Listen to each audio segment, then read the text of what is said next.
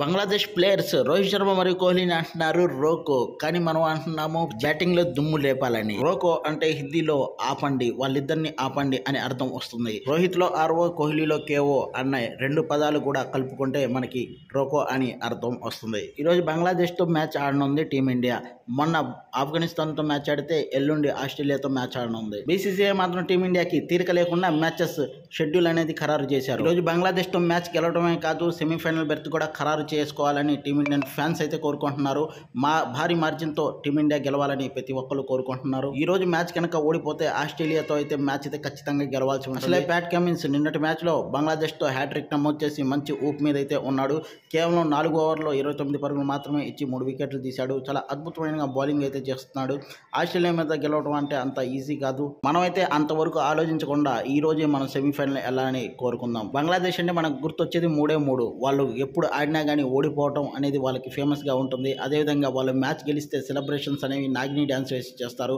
అదేవిధంగా షాకిబ్ అల్ హసన్ వికెట్ పీకి తను చేతిలో పెట్టుకొని మ్యాచ్ అనంతరం తన ఉత్సాహాన్ని ప్రకటిస్తాడు. కానీ ఇవేమీ ఈ రోజు జరగకుండా ఉండాలని సగటు భారత అభిమాని కోరుకుంటున్నాడు. ఇక ఓపెనింగ్ గురించి మాట్లాడుకుంటే ఈ రోజు భారత్ ఓపెనింగ్ రోహిత్ శర్మ మరియు విరాట్ కోహ్లీ ఓపెనింగ్ చేస్తారని మరోసారి అయితే మనకైతే తాజా న్యూస్ అయితే వస్తుంది. ఈ సందర్భంలో వరల్డ్ కప్ పీక్ పర్ఫార్మెన్స్ చూపిస్తున్న సందర్భంలో మళ్ళీ టీమిండియా చేంజెస్ అయితే చేయాలని అనుకోవడం లేదు. కొంత సెక్షన్ ఆఫ్ పర్సన్స్ ఏంటంటే రిషబ్ పంత్ని ఓపెనింగ్ పంపించి విరాట్ కోహ్లీని 1 డౌన్లో పంపిస్తే మరింత ఫలితాలు అయితే మంచిగా రాణించవచ్చు అనేది అంటున్నారు. కానీ అది మాత్రం జరగట్లేదు.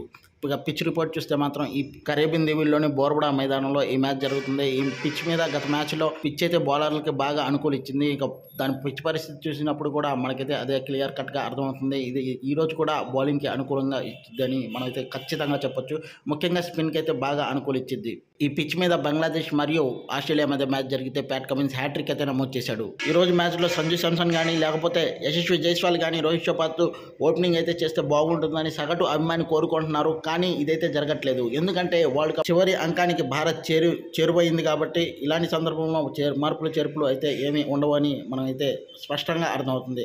ఇక ప్లేయింగ్ 11 ఈ విధంగా ఉండబోతుంది. రోహిత్ శర్మ, విరాట్ కోహ్లీ, రిషబ్ పంత్, సూర్యకుమార్ యాదవ్, శివం దుబే, హార్దిక్ పాండ్యా, రవీంద్ర జడేజా, అక్షర్ పటేల్, కుల్దీప్ యాదవ్, జస్ప్రీత్ బుమ్రా, హర్షదీప్ సింగ్లు ఉంటారు. గత మ్యాచ్లో అద్భుతంగా రాణించిన సూర్యకుమార్ యాదవ్, హార్దిక్ పాండ్యా మరియు జస్ప్రీత్ బుమ్రాలపై భారత్ అయితే భారీగా ఈరోజైతే ఆశలు పెట్టుకుందని చెప్పొచ్చు.